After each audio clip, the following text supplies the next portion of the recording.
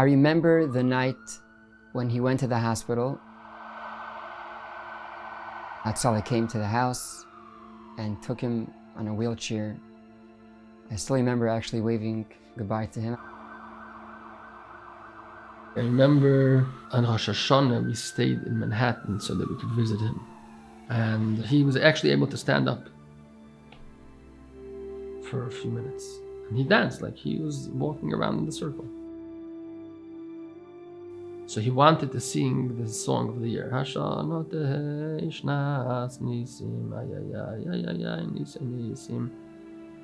he sang that, and it was another song. And I think that was the last time I saw my father, was on Rosh Hashanah Tavshinah.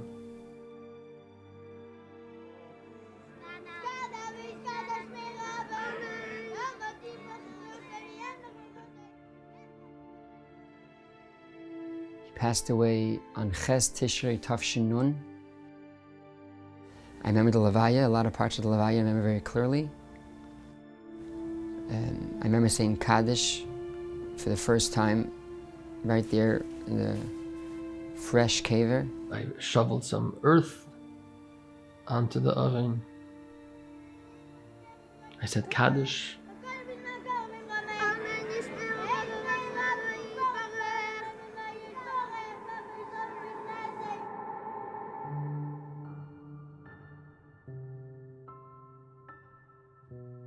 The next thing that I could specifically remember is being in 770. The Rebbe gave me $1. And the Rebbe looked at me. And the Rebbe gave a very, very strong smile, you know? One of those smiles. Like the Rebbe's whole face lit up. And that was it. As soon as we finished saying the last Kaddish, the first night of Sukkot, so the Rebbe turned to the second stender that they set up for the Rebbe to face the whole crowd. Everyone surged forward, so we basically got pushed. All of a sudden, we noticed a little small path from the Rebbe's bima, from the steps to the Rebbe's bima to where I was standing. I didn't see the exchange because I was behind all the tall people. But the Rebbe basically wanted us to come. So we walked and we were just like told to stand right next to the Rebbe's stender. The whole crowd was singing the Samachta. And it was a very loud singing. We came close mamish to the Rebbe's feet.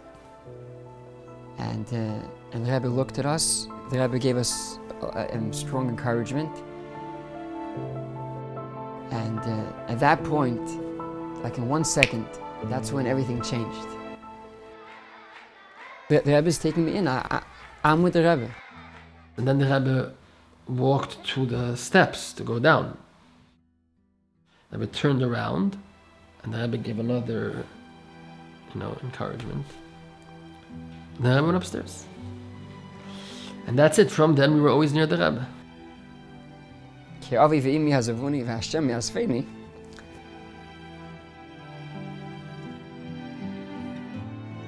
It was that moment.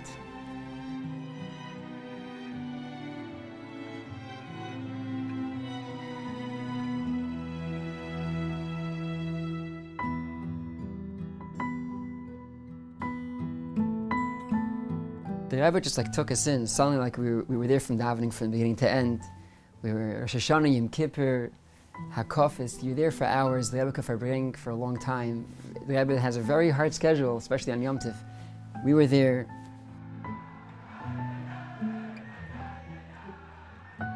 The Rebbe was ma'ided us. The Rebbe was encouraging the singing to us. The Rebbe was infusing us with simcha. Pashat simcha.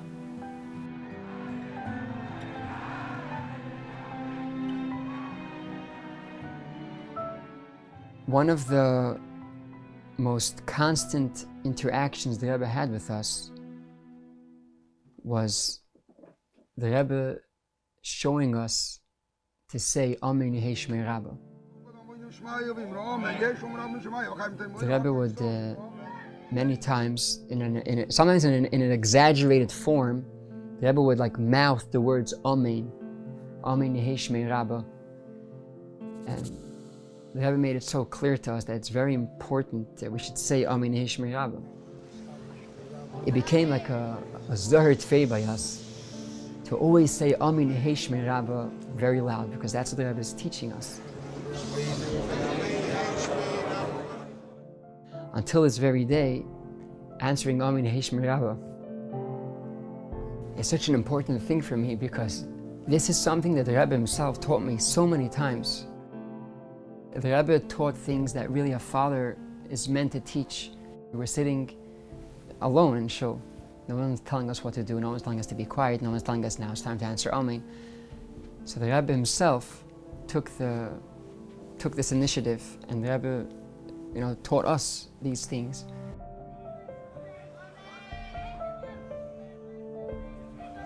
I remember a very sweet and warm memory.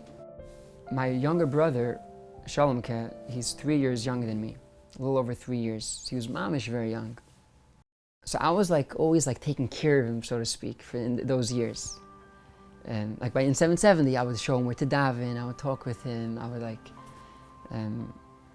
so I remember they once took out the Torah on Shabbos, before Kriyas Torah. They took out the Torah, and the Chazan started saying, Shema Yisrael, Hashem Elokeinu, Hashem Echad.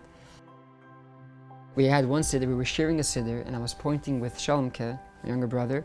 I was showing him how to respond. I was pointing, Shema Yisrael, Hashem Elokeinu, Hashem Echad. And then the Chazan says, Gadol Hashem Iti, and he finished, and I looked up, and I have this memory of the Rebbe just looking at us, so it was staring at us do it. The Rebbe was watching this whole episode. I wasn't aware of it before it as it was happening. I looked up and I see the Rebbe was looking. There was so much love in the Rebbe's eyes, so much nachas. The Rebbe was so approving of it, so attached to what just happened. It was a Sunday after school, towards evening. The Rebbe is towards the end of giving out dollars. And we weren't going to go for dollars, but me and my brother, Shmuel Chaim, decided we're going to go get $1.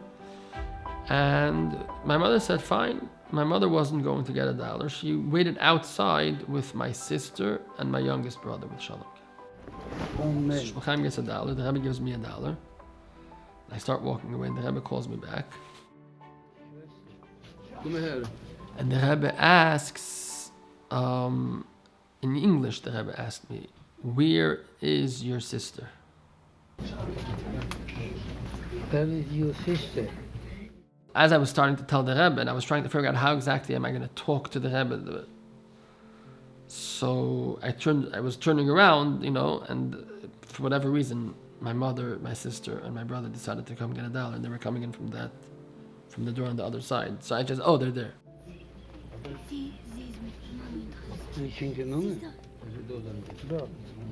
The message I took from that is that I have to be mindful of my sister. She didn't have a father, so sometimes, she needed, I guess, a brother to look after her. Shalomke turned 3, Yudal Cheshvan Tavshin Nun. So my mother wanted very much that the Rebbe should do the first cut. So we went by dollars, and my mother was holding my brother, Shalomke, and she had scissors prepared. And she pulled out her scissors, and the Rebbe turned to label, and label pulled out a thing of scissors, and the Rebbe used his scissors. We were drowned in the idea that the Rebbe already had scissors prepared. The